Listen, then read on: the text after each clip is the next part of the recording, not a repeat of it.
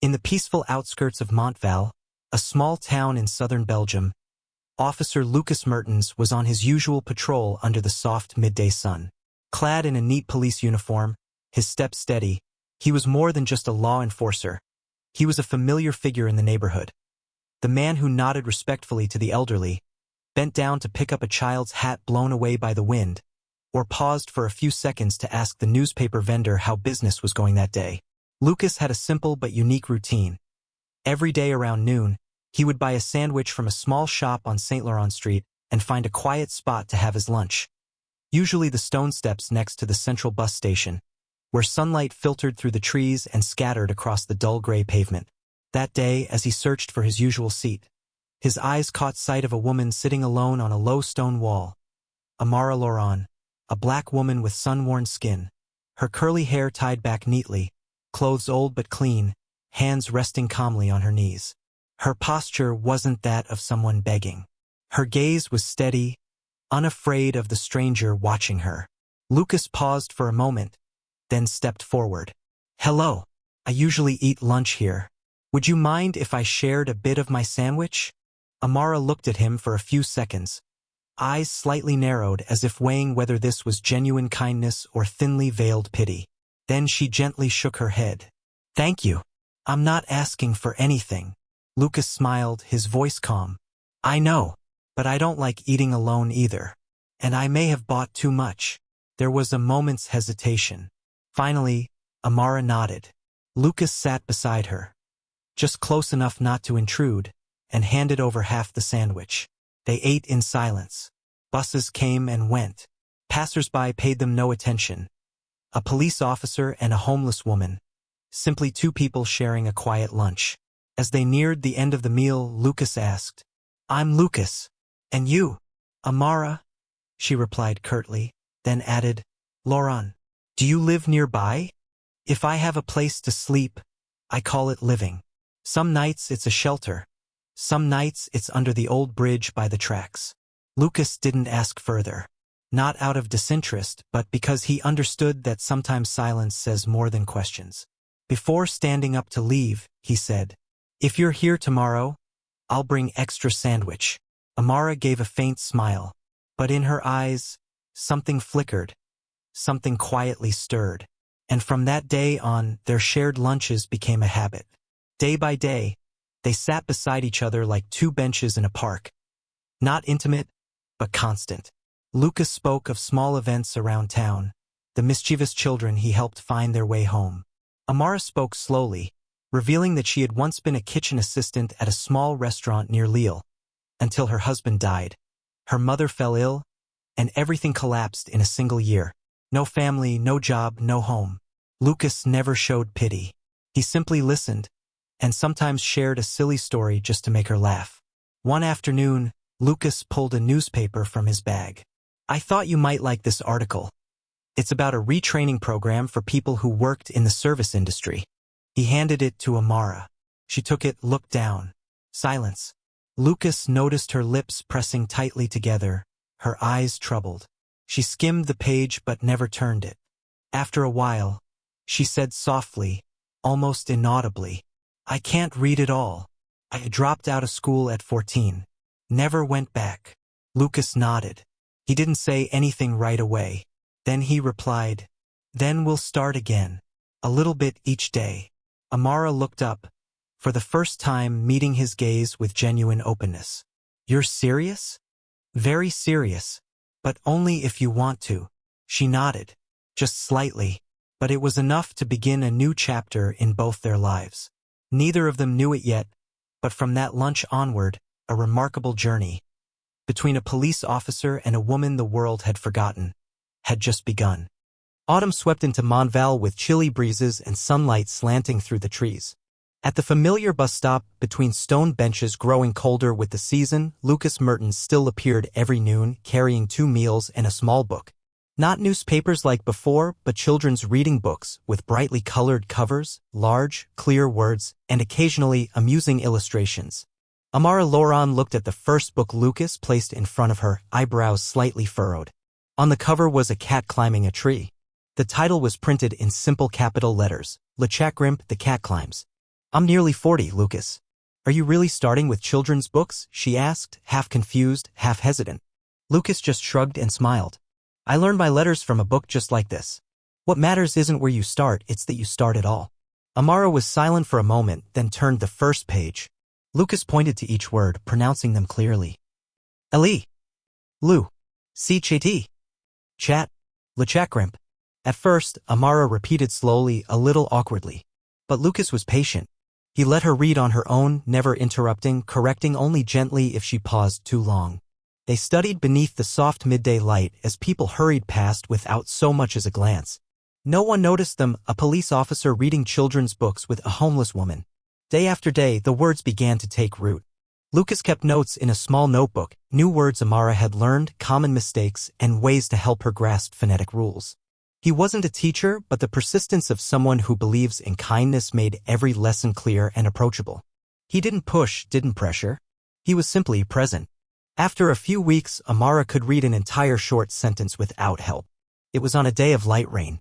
They sat under the awning of a second-hand bookstore near the square. Lucas opened the book as usual, but Amara stopped him. Let me try. She hesitated a little, then read. Lu, chat, grimp, sir, Elarbra. Lucas laughed, clapped softly, just enough to avoid drawing attention, but his eyes sparkled with genuine joy. Wonderful, Amara. You just read a whole sentence without a single mistake. Amara pressed her lips together, but couldn't hide the smile slowly spreading across her face. It had been so long since she felt she'd accomplished something. The story spread faster than expected. A passerby who had once seen them reading together told a friend. Then a local journalist, an acquaintance of Lucas from community work, decided to write a short article. Montvale officer and homeless woman, a story of lessons beyond the classroom. The article was simple, no sensationalism, no photos. But its message caught attention. Just days later, Lucas received an email from a private bookstore near the harbor. They wanted to donate a set of beginner reading books for Amara. A charity sent new clothes and sleeping bags. A local church invited Amara to weekend hot meals and offered to help her recover any lost identification documents. At first, Amara was overwhelmed. She didn't want to be someone who needed help anymore. But Lucas said simply, "You're not accepting help out of pity. You're accepting it because you're trying. They're supporting someone who's genuinely making an effort." And so, step by step, Amara began to emerge from her shadow. She found support at a social center that guided her through job application processes. Lucas taught her how to write emails, how to answer basic interview questions. She practiced every day reading job listings, drafting applications by hand before switching to typing. One afternoon, Amara held a job application form in her slightly trembling hands. She said, "I have an interview. A small diner, they need a kitchen assistant." Lucas nodded, handing her a clean napkin to wipe her hands. "You're more ready than anyone I've ever met. And whether they hire you or not, you're already on your way up." Amara smiled a smile, for the first time free of doubt. Early morning in Montvale. The first light of day streamed through the glass windows of Le Petit Four, a small bakery tucked away in the old quarter, just 2 blocks from the train station. Steam from freshly baked bread rose like a gentle greeting to every passerby. On the cobblestone street, the lively footsteps mingled with the chirping of sparrows, creating a rhythm that made the town feel peaceful but never dull. Amara Laurent stood outside the shop, her hand gripping the worn fabric strap of an old tote bag in it, a modest resume carefully rewritten after Lucas Mertens had helped her correct a few spelling mistakes. She had spent the entire previous evening practicing answers to basic questions, trying to speak with a calm and clear voice. It was the first time in years she had dared to walk into a place not to ask for food, but to ask for a chance.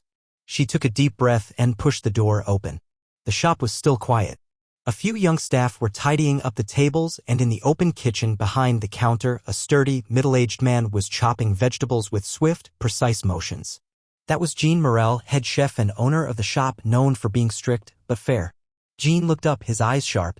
He had received her application 2 days earlier, but hadn't made a decision. Now, seeing her standing before him, her face thin, but her gaze steady, he nodded toward a wooden chair near the counter. "Have you worked in a kitchen before?" he asked, not harshly but without leniency. Amara nodded. "Yes. I was a kitchen assistant at La Marine in Saint-Étienne. After that, my grandmother got sick. I left to take care of her, and then things slipped out of control." Jean glanced at the resume. Not many details, but one line stood out, willing to learn and do anything needed. "You can start this afternoon." Shift from 3 to 8 p.m. tasks, prep work, kitchen cleaning, assisting the chef as needed. Hourly pay. No excessive days off. Temporary uniform provided. Amara's eyes widened. Is that all right? Jean asked again, his tone calm and steady.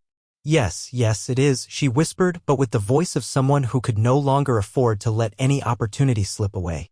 That afternoon, before her shift, Amara stopped by the familiar bench where she and Lucas used to eat lunch. Today, he didn't bring sandwiches, but 2 baguettes with grilled chicken. He said it was for celebration in advance. I'm not on shift yet, Amara said, a bit embarrassed. I just wanted to let you know. I know, Lucas cut in, squinting from the sunlight, but his voice warm. Congratulations, Amara. She lowered her head, smiling. I didn't think they'd hire me. Because you thought they only saw a homeless woman? Amara hesitated. Lucas shook his head. Not everyone sees that. And even if they did, you still walked in. That's what matters. The kitchen at Le Petit Four wasn't big, but it was clean and well organized. The sound of running water, knives tapping rhythmically on cutting boards, and the scent of onions frying in butter mingled with herbs made Amara feel like she was back in her grandmother's kitchen, years ago. She didn't speak much, just followed directions precisely. Her hands were used to the work, but she kept a learner's mindset. She sorted vegetables, measured spices, scrubbed floors, washed knives, never complaining. When Jean walked past and saw her slicing onions, he paused. He observed her. Her grip on the knife was that of someone who had done this professionally. He didn't say a word, just gave a slight nod before walking away. That feeling of being acknowledged softened something inside her. That evening, after her shift, Amara returned to a small room behind the church, a temporary shelter Lucas had helped her get through a charity. The room was just big enough for a single bed, a wooden desk, and an empty bookshelf. On the desk lay a notebook Lucas had given her. She wrote a new line in it that night. Today, I went back to work. I am no longer a shadow of myself. The next morning, Lucas was making coffee at the police station when a young colleague approached, shaking his head. I heard you're teaching someone to read? A homeless woman? Seriously. Lucas didn't look up. I'm not a teacher. She wanted to learn. I had the time. Aren't you afraid of being taken advantage of? Lucas turned, met his eyes. If someone's willing to learn how to read just to fool me, then they've already learned the most important thing. The young officer fell silent. The following week, a small article appeared in the local news section. Police officer and homeless woman, a friendship in the heart of the city. The photo showed Amara reading a book, Lucas beside her, pointing to a word. Not long after, another homeless woman found her way to the bench they used to sit at. She sat a little distance away, then shyly asked, Do you learn to read here? Could you teach me too? Amara turned, slightly surprised. Then she nodded. If you want to learn, I'll teach you. Lucas looked at her and smiled, proud. The story was beginning to grow beyond one person, one meal, or one book. It was becoming a small light, spreading through the darkest corners of the city where once invisible people were finally being seen. In the early days of spring, Montville's air grew gentler, trees began to bud, and the sky stretched a little longer into the afternoon. The town remained quiet, never in a rush, but something inside it had started to shift quietly. It began with a bench in the square and spread like ripples across a still lake. Amara Laurent no longer hid in the shadows. She showed up each day in the simple uniform of Le Petit Four, her curly hair tied back, her eyes lighting up when someone called her by name. People who once passed her by now greeted her. Some asked for menu suggestions. Others complimented the vegetable soup she had helped prepare. She was no longer that woman sitting next to the cop. She was Amara. A person. A part of the community. After each shift, instead of quietly slipping behind the church, Amara often returned to the familiar bench.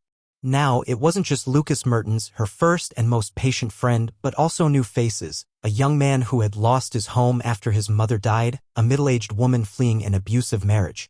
Each had a story, a wound, but one shared goal: they wanted to learn to read and write, just as Amara once had.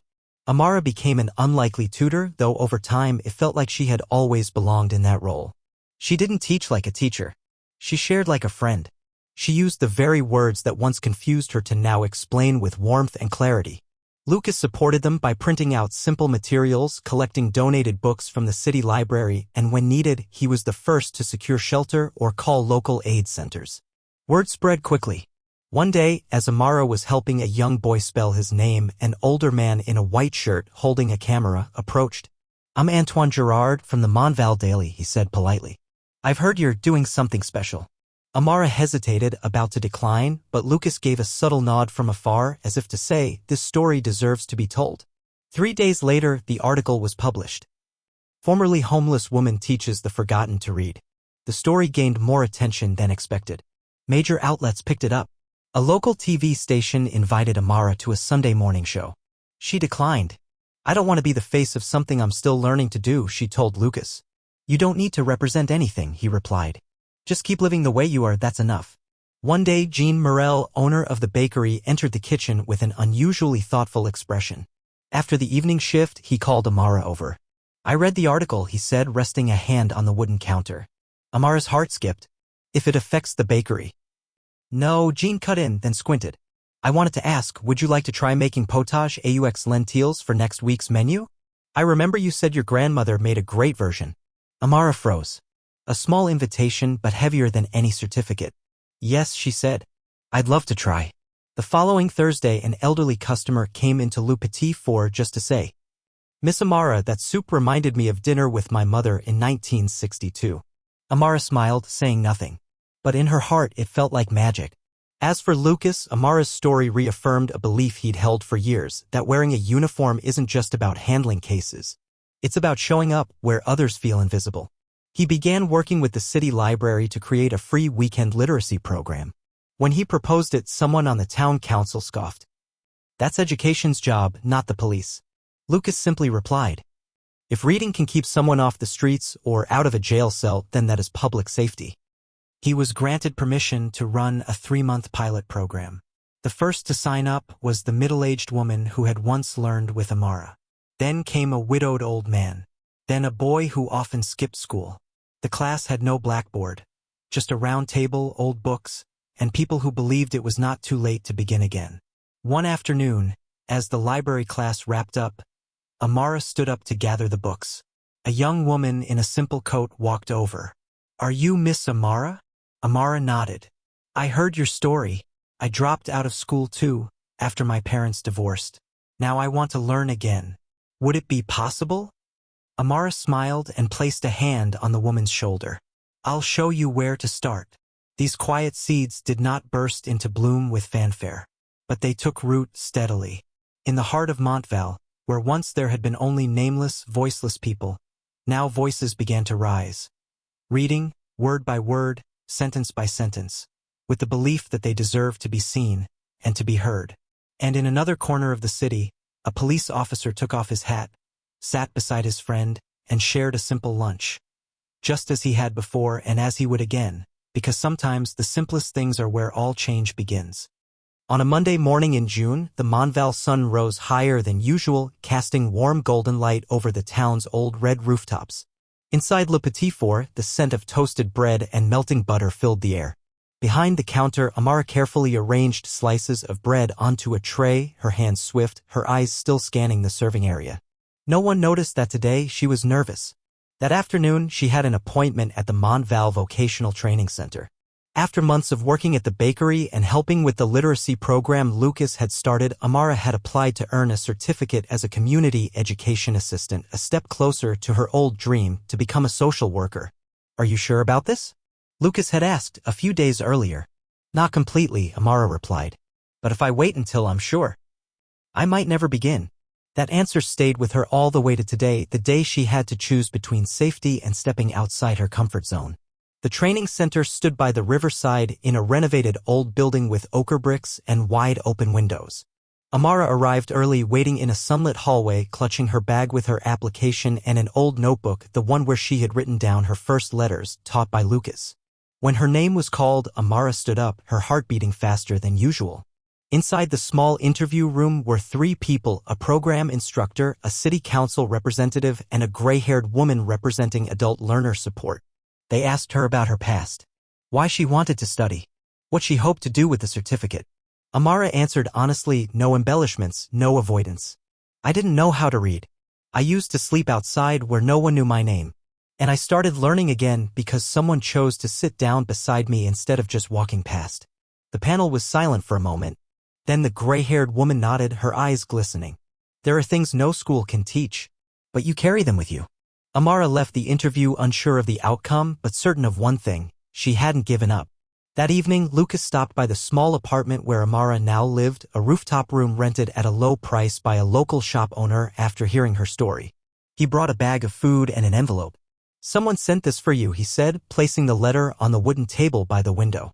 Elara picked it up, hesitating before opening it. Inside was an official admission letter and a full scholarship from the vocational center. She stayed quiet, staring at the paper. No jumping. No tears. Just a calm, quiet smile, like a door had opened in front of her and she was ready to step through it. A few days later, on her first day of class, a male student asked, "Why are you studying? You're already an adult, what's the point?"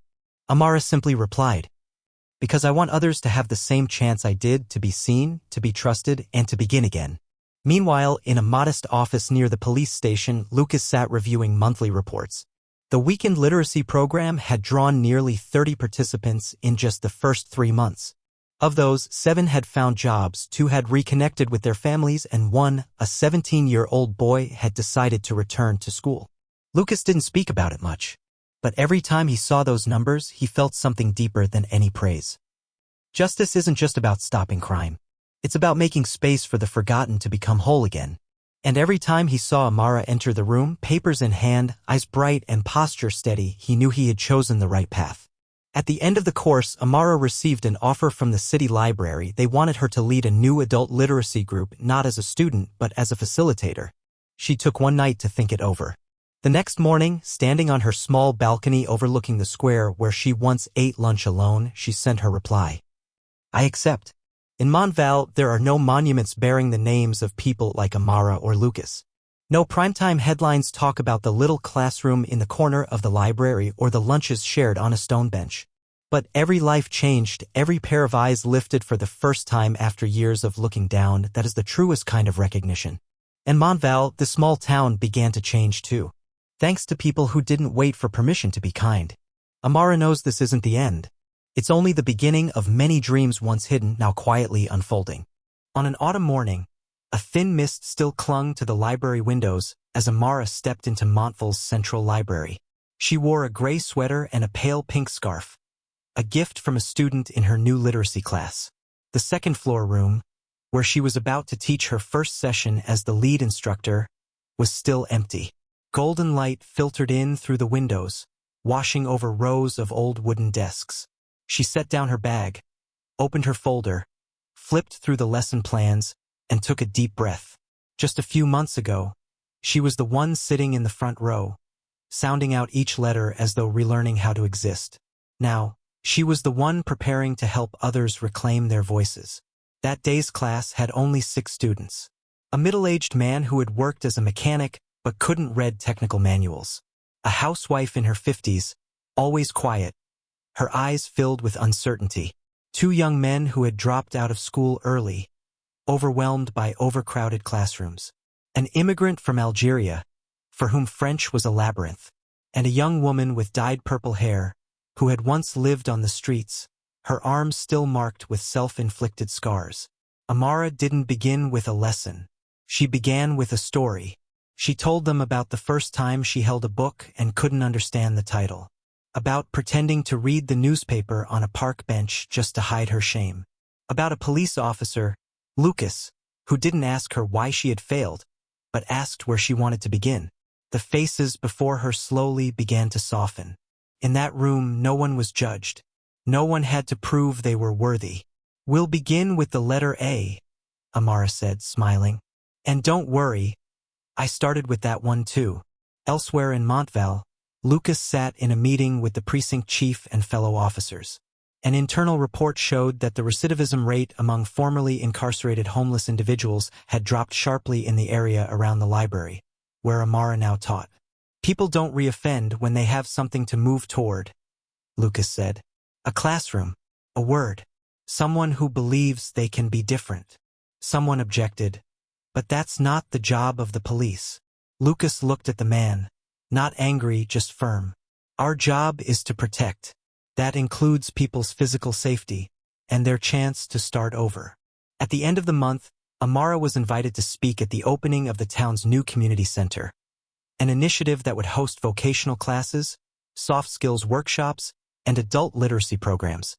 She stood on a small wooden platform, microphone in hand. In the crowd, the mayor, police representatives, townspeople, and others like her, those once dismissed as outsiders. "I'm not a great speaker," she began, "but I know what it feels like to keep your head down while everyone else reads aloud. I know the sting of laughter at your silence, the fear of writing your own name and forgetting the third letter.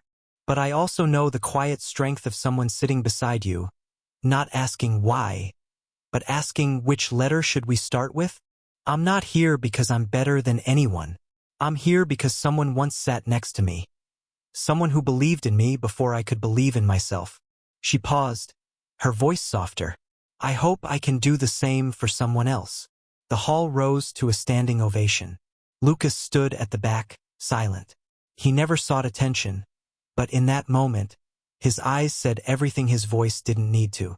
A month later, the purple-haired girl, Clara, from Amara's class, wrote her first letter to her mother after 3 years of silence. The former mechanic got his job back, this time at a larger garage where he needed to read payslips and contracts. The housewife enrolled in a professional cooking course, something she'd never dared to do when she couldn't read recipes. Amara kept teaching. Lucas kept patrolling. But every Friday at noon, they still met at the cafe at the end of the street, the same cafe where they'd once shared their first lunch. They didn't need to say much.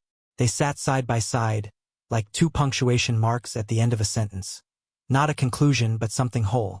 One winter afternoon, as snow flurried outside the window, Amara opened the old notebook she had once used to learn how to read with Lucas, and gently wrote on the final page, "When someone sits beside you instead of walking past, that's when life begins to rewrite itself."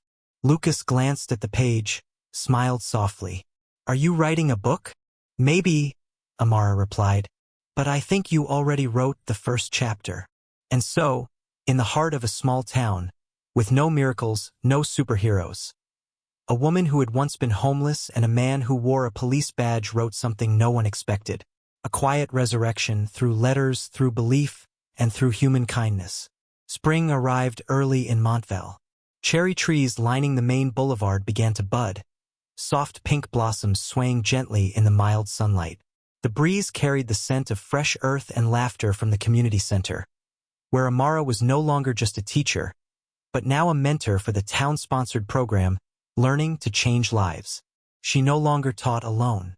Clara, the once shy girl who used to hide her scars, was now a teaching assistant. Clara could write, could speak, and above all, understood exactly how it felt to hold a pen for the first time with trembling hands. Beside her, the housewife from that first class now taught cooking at the very place where she once learned to read.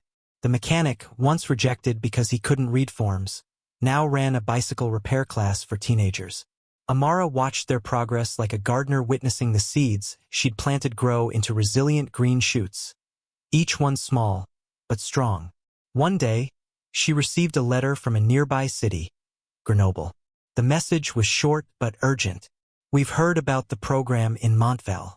We have homeless people, immigrant women, teenagers who've dropped out. Could you help us start something like that here?" Amara read the letter over and over, her fingers lightly gripping the paper. She had once not known how to read. Now people were asking her to pass it on. The next day, sitting at the familiar cafe, she told Lucas, "I don't know if I'm strong enough, or if I even have the right," she said softly, her voice laced with doubt. Lucas took a sip of coffee and set the cup down. "Amara, you've taught others how to read. Now it's time for them to read about you. You don't need permission. You are the reason." She smiled hesitantly. "If I go, who will teach the class here?" Lucas met her gaze. "You won't go alone. You'll leave Clara, the woman who cooks, the man who repairs. You've planted the seeds. Now trust the garden you've grown." At the end of the month, Amara boarded an early bus to Grenoble, carrying a small suitcase, not filled with clothes, but packed with teaching materials, a few old books, and a worn notebook. In that unfamiliar city, she began with 3 students. A young immigrant boy who couldn't read a word, an elderly woman who had never gone to school, a man recently released from prison, trying to find his way back to himself. The first lesson took place in a tiny library room, lit with soft golden light. just like her very first class. Elara opened her notebook and wrote on the board, "We begin with the letter A." And from there, like the season's first rain, letters began to fall onto the dry soil of lives once thought forgotten. Each lesson became a step forward. Each open book, a window letting in the light. Back in Montvale, Lucas still patrolled daily. The same cafes, the same streets, familiar greetings from locals, and now and then, a child smiling and calling after him. That policeman is the teacher's friend. The town had changed, not because of budgets or policies, but because people had begun to believe that anyone could learn again. Not just to read, but to love themselves anew. A few months later, Elara returned to Montvale to attend the opening ceremony of a new literacy and vocational center, named after her, Maison d'Elara, the House of Hope. At the ceremony, she didn't give a long speech. She said just 3 sentences. "I once sat by the roadside, not knowing who I was. Someone stopped, gave me half a loaf of bread and a page from a book. Now, I just want to pass both along to someone else." Lucas stood in the back row, his eyes soft. He didn't need recognition. He only needed to see her walking forward, steady, confident, with dozens behind her learning to walk into their own lives. It wasn't a fairy tale. There was no miracle. Only a police officer who chose to sit down instead of walking past. And a woman who chose to stand up instead of giving in. And that was enough to change an entire town. And perhaps it would spread even further. Letter by letter, hand by outstretched hand, glance by glance, free of judgment.